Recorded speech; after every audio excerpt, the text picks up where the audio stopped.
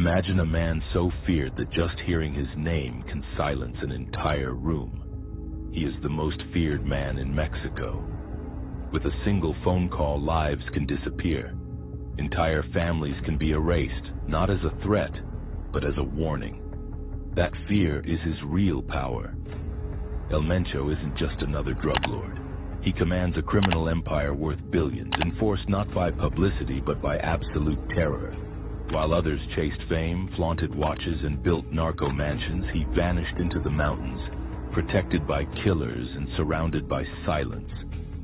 Some believe his fortune surpasses El Chapo's fortune. Today we dive into the world of El Mencho, uncovering how much money his cartel really makes, how massive his fortune might be, and what his hidden lifestyle actually looks like.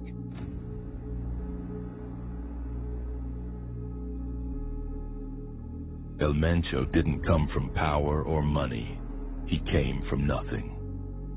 Born in a tiny village in Michoacan in 1966, he grew up farming avocados and dropped out of school by the 5th grade.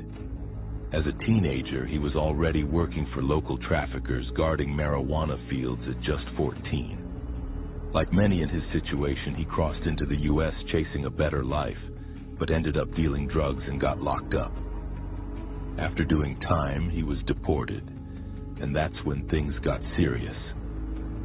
Back in Mexico, he briefly became a cop, then flipped sides and joined the Milenio cartel. His rise was fast. He married into the Valencia clan known as Los Quines and gained power quickly. By the 2000s, he was running key territories, feared for how cold and calculating he was. When the Milenio cartel fractured, he made his move, took over the strongest faction called Los Torcidos and rebranded it as CJNG. From there, everything exploded.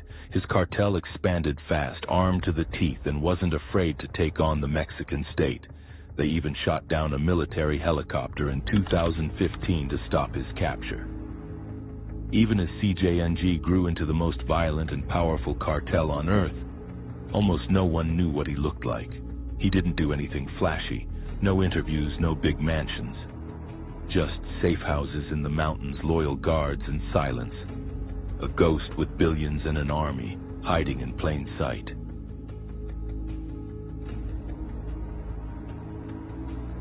Running one of the most powerful cartels on the planet means El Mencho isn't counting stacks, he's counting billions. The scale of CJNG's operation is almost hard to wrap your head around. Just from drugs like cocaine, fentanyl, and methamphetamine, estimates say the cartel pulls in well over $15 billion a year. Cocaine alone brings in the biggest chunk, fentanyl is right behind it, and meth fills in the rest. And that's just the drug trade. That doesn't even include all the other hustles they're involved in. Over time, that kind of money gave CJNG a war chest that rivals legitimate global corporations. One former DEA agent even said that CJNG and its financial arm, Los Quines, had more money than the Sinaloa cartel. That's saying a lot. So how do you even make and hide that much cash? The short answer, diversify everything. Unlike older cartels that mostly focused on drugs, CJNG transformed itself into a full-blown criminal corporation. Narcotics are still the backbone, of course. One of their biggest side businesses has been stealing oil and gasoline by tapping directly into Mexico's pipelines, a practice known as huachicol. According to government reports, this alone has cost Mexico billions in revenue. By the mid-2020s, CJNG was reportedly making hundreds of millions a year just from stolen fuel. On top of that, U.S. investigators uncovered their involvement in scams like ripping off tourists and retirees with fake vacation deals, along with other white-collar crimes designed to wash dirty money. But making money is only half the job. Hiding it is just as important. To do that, El Mencho followed a classic cartel strategy.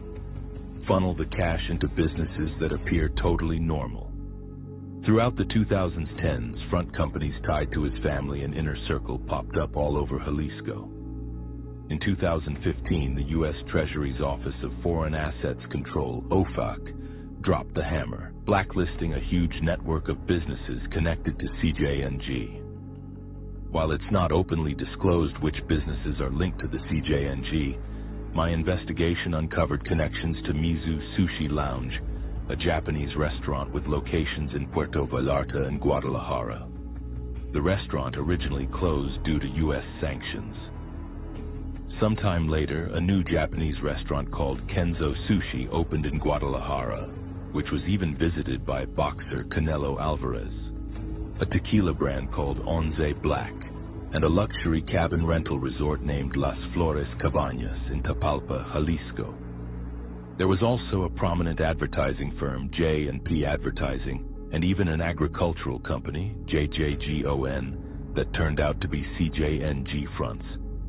And that was only what authorities managed to uncover at first. The Valencia family, El Mencho's in-laws who run Los Quines, are especially skilled at laundering money. They poured drug profits into real estate, shopping centers, gated communities, resorts, even properties outside Mexico. For instance, one shopping plaza in Zapopan, Plaza Los Tules, was under their control. At one point, U.S. officials even identified two bakeries as cartel fronts. One was a bakery cafe called Bake and Kitchen in Zapopan, and the other was an adjacent pastry business in the same plaza. That's how deep this went. CJNG money also flowed into nightclubs, concert promotion companies, for example, a music promoter known as Galistica Diamante, where they laundered money through legitimate concerts with famous artists like El Fantasma, and avocado exports, a huge industry in places like Michoacán and Jalisco. There's also a beautiful beachside resort called Hotelito Desconocido. You can still find it on Google, but you can't book rooms anymore, and it's likely no longer operating. Another example is a large shopping mall called Shaman Ha Center in Playa del Carmen, which is still open to the public. And that's just the beginning. There are many more real estate properties and businesses like the ones you're seeing here. Now here's the twist. Despite having access to all that money, El Mencho didn't live like a stereotypically flashy cartel boss. Most of his money was reinvested into security and survival. Deep in the mountains, he reportedly lives in heavily guarded compounds completely out of sight.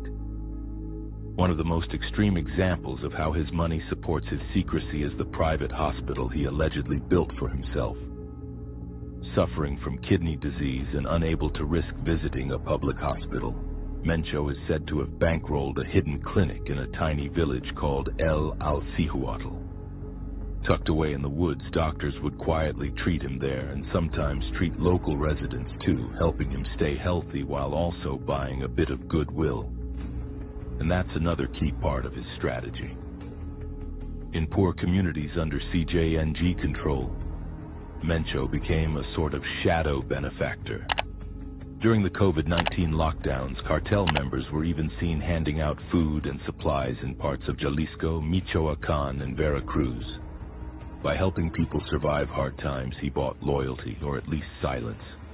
After all, folks are far less likely to call the police on the guy who's literally feeding their town.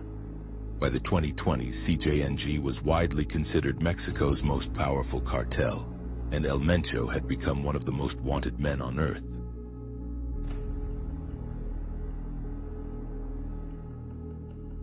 So how rich is El Mencho really?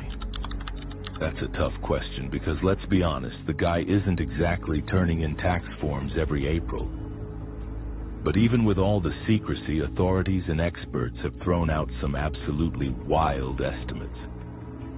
According to the head of the DEA team in Los Angeles that was hunting him, Agent Kyle Morey, El Mencho may have at least $50 billion in control. Yeah, billion, with a B. He straight up beat what Joaquin El Chapo Guzman had at his peak, which was $12 billion. If those numbers are anywhere close to true, that would make Mencho's cartel one of the richest criminal organizations ever. To put that into perspective, Pablo Escobar was estimated to be worth around $30 billion in the early 90s, and Mencho may have blown past that. Even Ismael El Mayo Zambada reportedly agreed to forfeit about $15 billion after his arrest. and Mencho. None of his fortune has ever been seized because he's never been caught. El Mencho runs CJNG with total control. No factions, no rivalries, just him and his family calling the shots. Unlike the Sinaloa cartel, which is split between different leaders, CJNG stays united. That gives Mencho two big advantages: less internal conflict and full access to the cartel's money. No one else divides the power. He doesn't share control, he owns it. If that money were clean and legit, Mencho would be sitting right next to Mexico's business elite. In fact, the only person clearly richer than him in Mexico would be telecom billionaire Carlos Slim. The idea that a cartel boss could secretly be the second richest man in the country is terrifying. But in the world of drugs and corruption, it's not impossible. Now here's the crazy part. Even with billions, El Mencho never lived like a typical cartel boss. No flashy cars, no jets, no giant mansions. He knew staying invisible was the only way to stay free. One thing he is known for, though, is cockfighting, which earned him the nickname Lord of the Roosters. He reportedly raised prize roosters and hosted secret high-stakes matches deep in cartel territory, where huge bets were placed and only trusted people were allowed in.